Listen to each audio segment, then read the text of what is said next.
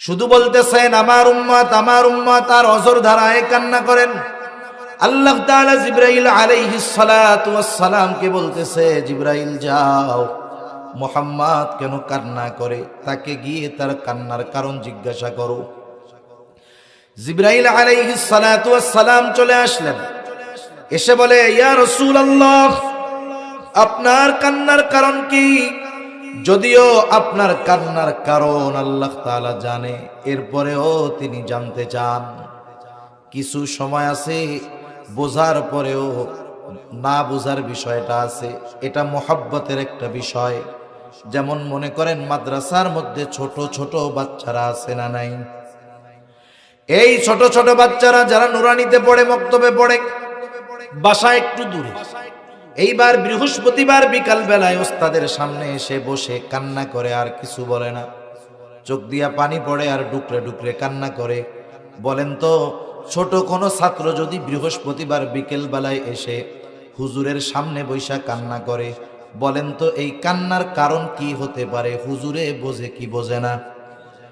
কি বুঝে বলেন তো? কি চায়? বাড়ি যাইতে চায়। আপনারা যেহেতু বোঝেন, হুজুর আরো ভালো মতো বোঝে।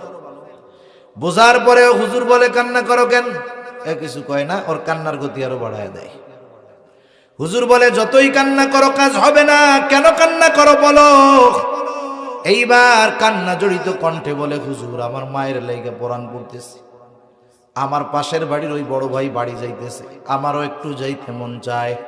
হুজুর এইবার হাসি দিয়া বলে, যাও, ঠিক আছে, আগামী দিন সন্ধ্যার আগে আবার মাদ্রাসায় চলে আসবা।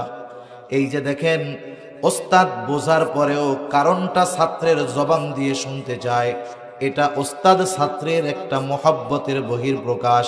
আল্লাহ তাআলা সব কিছু জানার পরেও, বোঝার পরেও তার হাবিবের জবান দিয়ে শুনতে চায়, এটাও আমার আপনার নবীজির প্রতি আল্লাহ তাআলার একটা মহব্বতের বহির্প্রকাশ।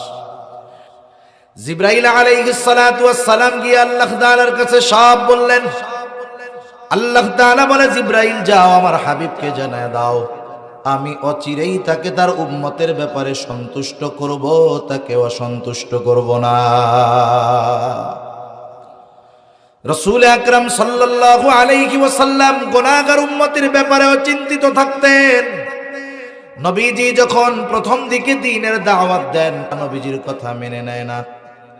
নবীজি কিন্তু হঠাৎ করে এক এলাকায় গিয়া নতুন নতুন গিয়ে ওয়াজ করছে, এমনটা নয়। মনে করেন আমি তো এখানে জীবনে আসি নাই, আপনারা আমারে দেখতেছেন, টুপি আছে, জুব্বা আছে, রুমাল আছে, দাড়ি আছে।